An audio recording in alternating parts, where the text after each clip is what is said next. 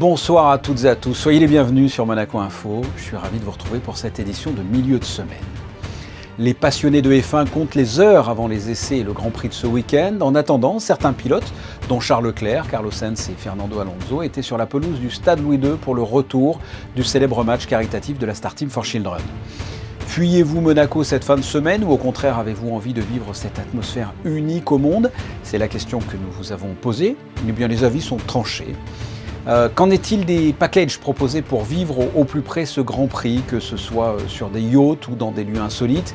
Vous allez le voir, les sociétés d'événementiel affichent complet, notamment dû au report des années précédentes. C'est ce que vous allez pouvoir constater avec notre invitée, la directrice de Incentive Concept, Laurence Cellario.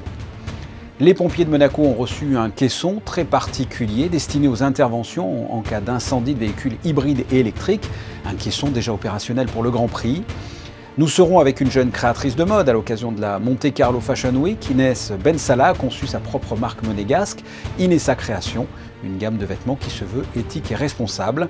Et enfin, nous vous ferons découvrir la nouvelle exposition de la galerie internationale Other & Worst, consacrée à l'artiste américain haut en couleur, voire provocateur, Paul McCartney. C'était une soirée entre mère et fille hier au soir. La princesse Charlène et la princesse Gabriella ont assisté à la Monte Carlo Fashion Week qui se déroule cette semaine à l'Opéra Garnier pour célébrer les 10 ans de cet événement. Pendant ce temps-là, c'était aussi une sortie père-fils entre le prince Albert II et le prince héréditaire Jacques. Tous deux ont suivi de près un match de foot original après plusieurs années d'absence en raison de la situation sanitaire. Le World Star Football Match fait son retour en principauté. La traditionnelle rencontre pour la bonne cause entre l'équipe de la Star Team et celle des pilotes de F1 s'est déroulée hier au soir au Louis II sous la pluie. Le reportage de Frédéric Elion sur des images de Thomas Deus. D'un côté, Charles Leclerc, Pierre Gasly, Fernando Alonso ou encore Carlos Sainz. De l'autre, les anciennes gloires de l'AS Monaco, Sonny Anderson, Jérôme Rotten, Marco Simone ou Flavio Roma. Tous ont chaussé les crampons hier soir au Stade Louis II à l'occasion du 29e World Stars Football Match. La traditionnelle rencontre entre l'équipe de la Star Team for Children et celle des pilotes de Formule 1 en marge du Grand Prix de Monaco. Un match pour la bonne cause puisque l'objectif est de récolter des fonds pour les associations monégasques qui aident les enfants défavorisés dans le monde entier. Sous les yeux du prince Albert II et du prince héréditaire Jacques, les deux équipes se sont séparées sur le score de 3 buts partout, avec notamment un doublé du pilote Ferrari, Carlos Sainz. I love playing football, so you can imagine that playing in this stadium with these people, with a lot of ex-players, drivers, people from motorsport is always good fun. J'adore, mais clairement aujourd'hui c'était pas ça du tout. Après voilà, on a essayé de profiter, d'essayer de marquer. Ça a pas souri aujourd'hui, mais bon, dans tous les cas, on a passé un super moment. C'était bien de se regrouper entre pilotes, de faire ça pour une bonne cause, pour les enfants. Et ça a ramené beaucoup de monde et ça fait toujours plaisir de pouvoir participer à ce genre d'événement.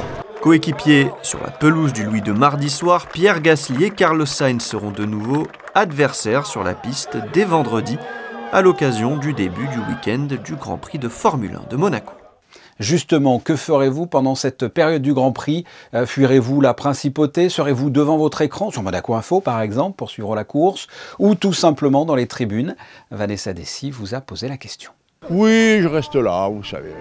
C'est pas l'enfer, hein. Donc, non, moi je suis heureux chez moi, à Monaco. On s'échappe un peu à la campagne et puis les grands profitent de l'ambiance festive et voilà, donc on est entre les deux. À F1, je suis resté plusieurs années comme commissaire de piste et tout. Maintenant, c'est plus la F1 d'une fois, c'était la F1 avant, maintenant la F1, c'est plus pareil. Je reste là, je reste dans mon quartier tranquille. Non, je récupère ma fille à l'école et on file dans le Var. Le bruit, le monde... on ne dort pas, forcément. Je vais regarder le Grand Prix à la télé. C'est les fesses dans le fauteuil, c'est impeccable. Voilà pour les réactions. Et si certains d'entre vous vont regarder ce Grand Prix à la télé, devant Monaco Info par exemple, d'autres sont prêts à casser leur tirelire pour vivre l'événement au plus près. C'est ce que nous allons voir avec notre invité, Laurence Cellario. Bonsoir. Bonsoir. Vous avez une société d'événementiel, Incentive Concept. En quelques mots déjà, qu'est-ce que cette société et qu'est-ce que vous proposez ? Alors, nous proposons des voyages Incentive, comme le dit son nom, sur l'étranger et sur Monaco évidemment, pour faire découvrir la Formule 1 aux clients. C'est-à-dire aux clients, ça peut être des entreprises ou des individuels. Très bien. Et là, faites-nous rêver, quel type de package vous proposez? Quelle expérience peuvent vivre les personnes qui font appel à vous là, pour ce Grand Prix? Des terrasses, bien sûr, puisqu'on a quand même des terrasses. On est quand même le circuit où il y a la plus grande vue depuis une terrasse sur le circuit, qui est quand même assez incroyable. Donc il y a quand même beaucoup de terrasses, il y a des bateaux, il y a l'académie de danse qui est transformée pendant le Grand Prix en club pour pouvoir réceptionner des clients et pour voir les courses et bien d'autres choses, puisqu'il y a quand même il y a vraiment une journée sur l'académie de danse qui est particulière parce qu'on a un étage qui est en wellness, donc on fait des massages, etc. Il y a des coiffeurs, il y a des maquilleuses, il y a des gens qui font les ongles, enfin bref, c'est une journée où tout le monde peut se retrouver à faire avoir une autre activité tout en suivant le Grand Prix. Oui. Est-ce qu'il y a du changement en termes de clientèle suite à la crise sanitaire et le conflit russo-ukrainien? Alors, je pense que cette année, on ne sent pas trop le conflit russo-ukrainien, bien qu'il y ait beaucoup moins de Russes, évidemment, que d'habitude.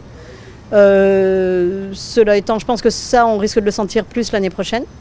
Par contre, il y a énormément de reports. C'est-à-dire qu'en 2020, on n'a pas eu de Grand Prix. En 2021, on a eu un petit Grand Prix. Il n'y avait pas vraiment de Grand Prix non plus. Donc, on a des clients de 2020 et de 2021 qui ont été tous reportés sur 2022. Et en étant reportés sur 2022, ça fait des Grands Prix comme aujourd'hui, du jamais vu. Quand vous dites du jamais vu, c'est-à-dire vous êtes full, vous êtes plein? Tout le monde, plein? je pense que tout le monde est full, il n'y a plus un ticket de tribune, il n'y a plus rien du tout, il n'y a plus rien à vendre, ou à acheter surtout. Enfin, il n'y a absolument rien, tout le monde est à capacité maximum. Donc c'est quand même du jamais vu pour un Grand Prix à Monaco.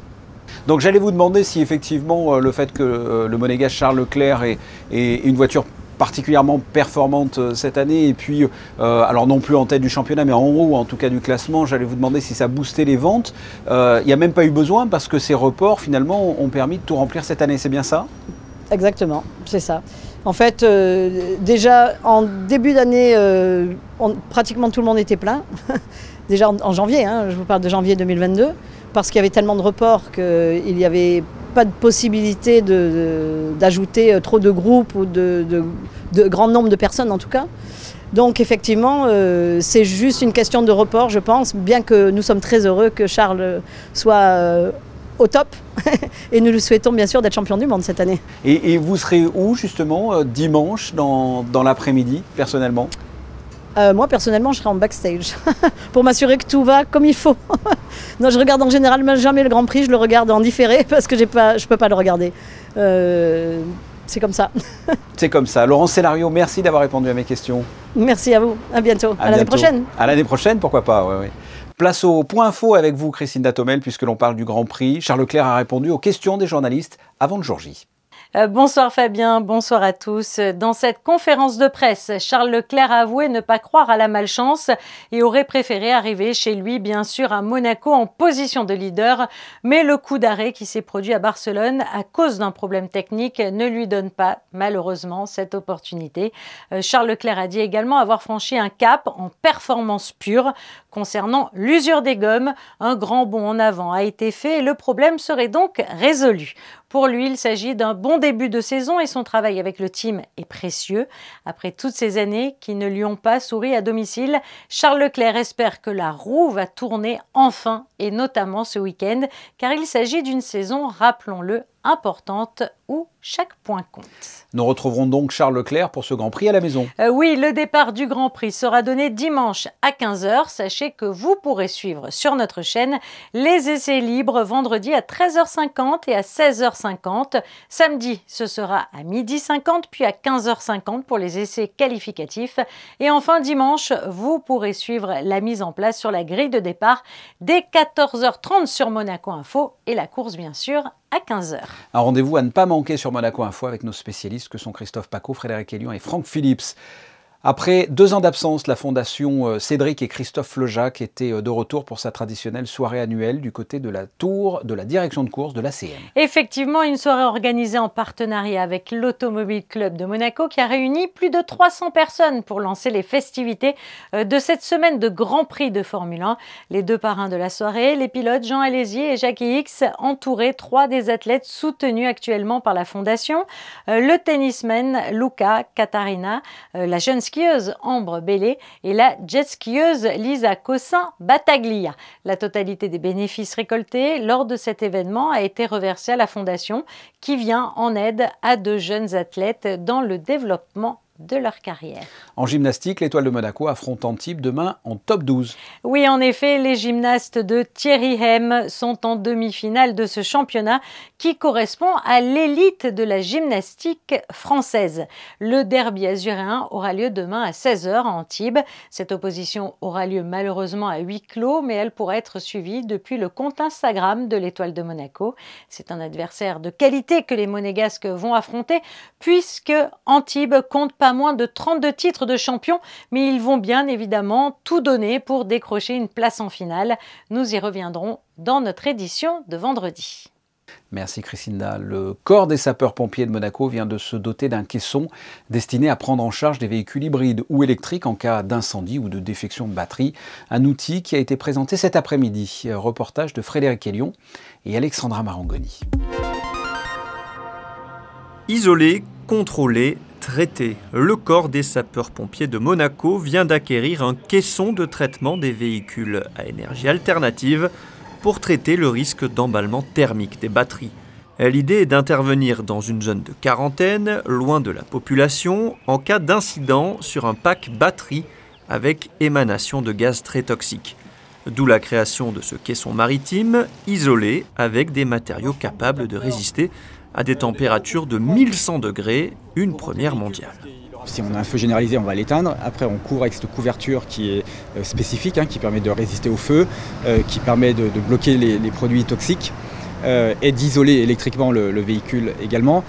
Après, on va le transférer avec une dépanneuse et on va le rentrer dans le caisson avec un câble, un treuil. Et après, on va le fermer dedans et on peut le contrôler. Donc il est instrumenté avec des thermocouples pour mesurer la température à l'intérieur du caisson, pour voir comment évolue le phénomène. Il y a un dispositif d'extinction automatique à base de poudre spécifique pour le risque électrique et électronique. Ce caisson sera utilisé lors du Grand Prix de Formule 1 de Monaco pour intervenir sur les monoplaces, mais aussi ensuite au quotidien sur nos voitures de tous les jours. C'est un conteneur maritime 20 pieds qui fait donc 6 mètres de long par 2,50 de large. Il peut accueillir différents types de véhicules. Ça va être du scooter électrique à l'overboard, en passant par les vélos et les motos électriques, mais surtout des voitures, 4 roues forcément, 4x4. Cet outil montre aussi la volonté du gouvernement de continuer d'assurer un haut niveau de sécurité tout en promouvant la transition énergétique. Le développement des véhicules hybrides et électriques en principauté est très très important. On a un parc qui se développe à vitesse assez élevée et le risque d'un emballement thermique des batteries n'est pas un risque à négliger.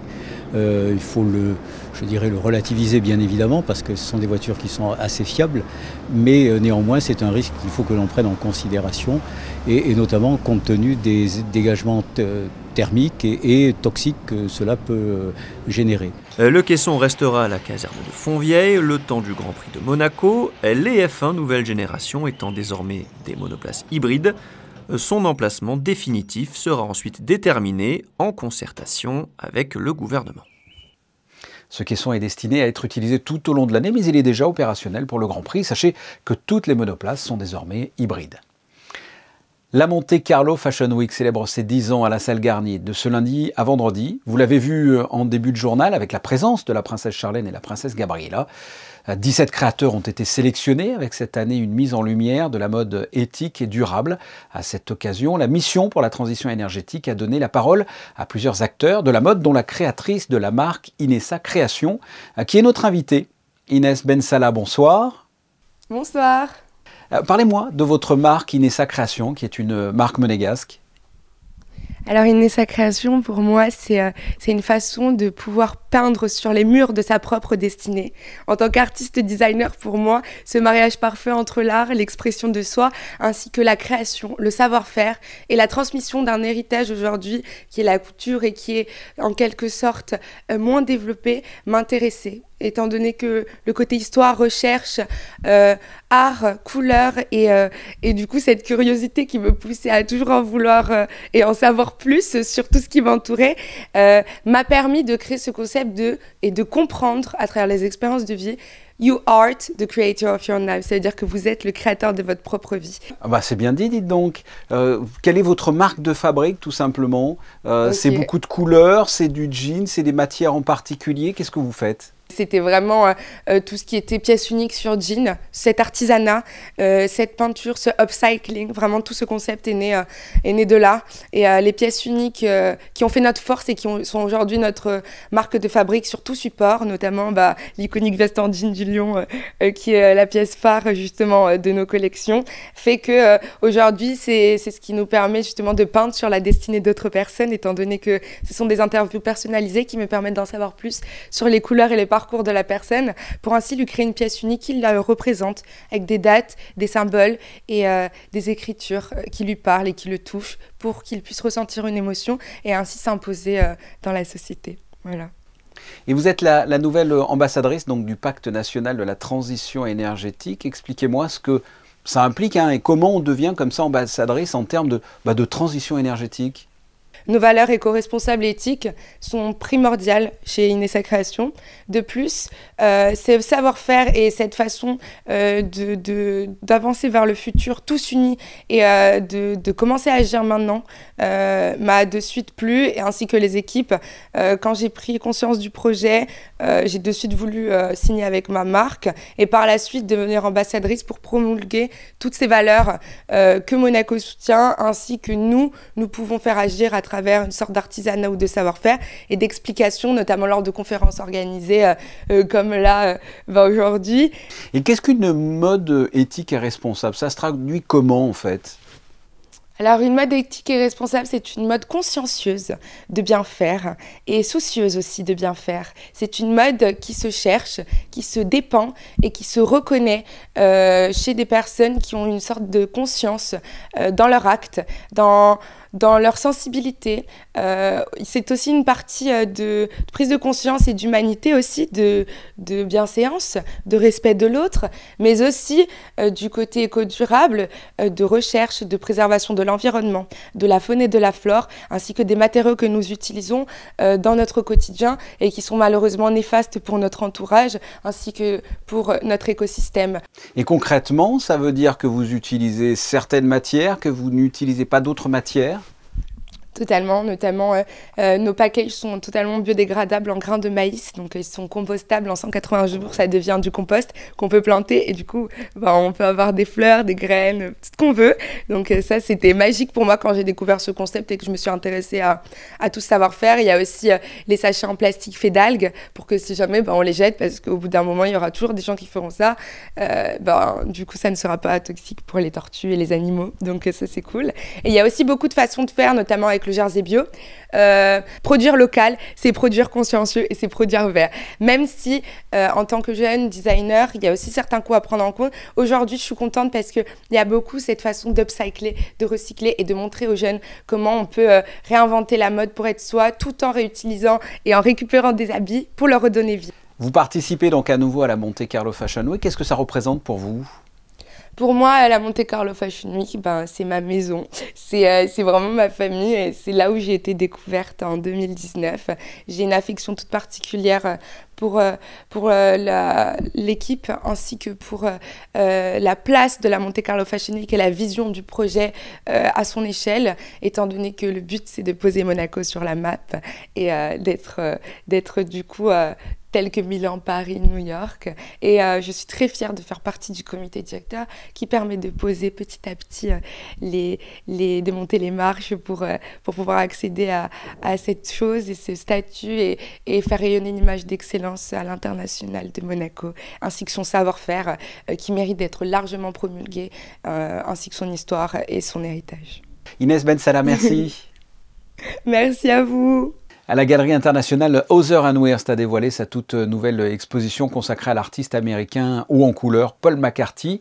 Une deuxième exposition après la première l'an passé pour marquer son ouverture, qui proposait une mise en valeur du travail de Louise Bourgeois et notamment sa célèbre araignée de 3 mètres de haut. Aujourd'hui, place donc à Paul McCarthy. Alexandra Pani et Alexandra Marangoni vous dévoilent ces pièces empreintes d'un humour subversif.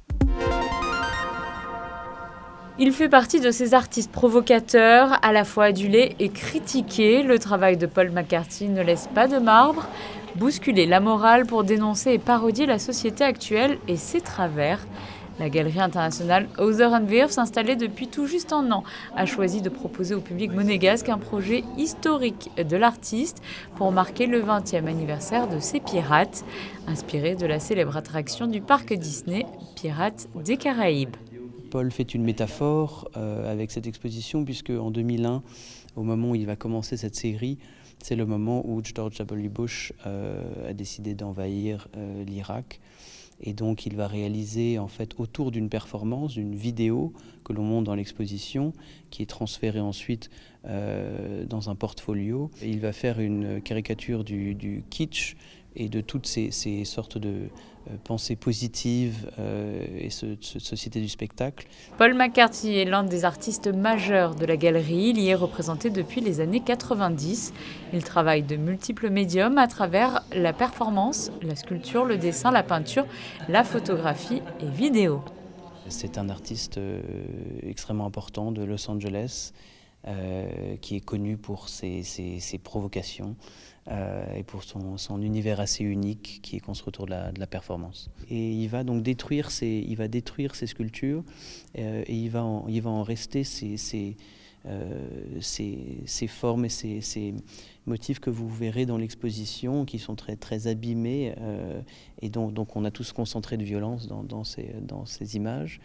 Il va les décliner en pastiche aussi de la société américaine et le consumérisme américain. Il va décliner en plusieurs couleurs, en plusieurs formes, en différents médiums. Courant juin, une nouvelle sculpture gonflable, cette fois-ci, viendra compléter la collection monégasque. Il s'agira d'une immense bouteille de ketchup de la marque Daddy's et sera visible dans les jardins des Boulingrins. Une exposition à découvrir jusqu'au 27 août. Quel temps fera-t-il demain, Christina ? Jeudi sera une journée en demi-teinte. De nombreux passages nuageux sont prévus tout au long de la journée et le temps se couvrira en milieu d'après-midi. Le soleil aura du mal à s'imposer. Les températures oscilleront entre 18 et 27 degrés. L'eau de mer sera quant à elle à 21 degrés. Le soleil se lèvera à 5h53 et se couchera à 21h. Demain, jour de l'Ascension, nous fêterons les Bérengères. L'Ascension que l'on célèbre le 40e jour à partir de Pâques, elle marque la dernière rencontre de Jésus avec ses disciples après sa résurrection. Eh bien, l'Ascension sera célébrée en direct sur Monaco Info de la cathédrale de Monaco. Le rendez-vous ce jeudi à 10h30. Les photos de Michael Elisi pour clore ce journal sont consacrées ce soir au match de la Star Team for Children. Pilotes et personnalités ont mouillé le maillot, c'est le moins que l'on puisse dire, au profit d'œuvres caritatives. Ce journal est terminé, vous retrouverez demain ici même Émilie Rousseau à 19h. Quant à nous, on se retrouve lundi. À très bientôt, au revoir.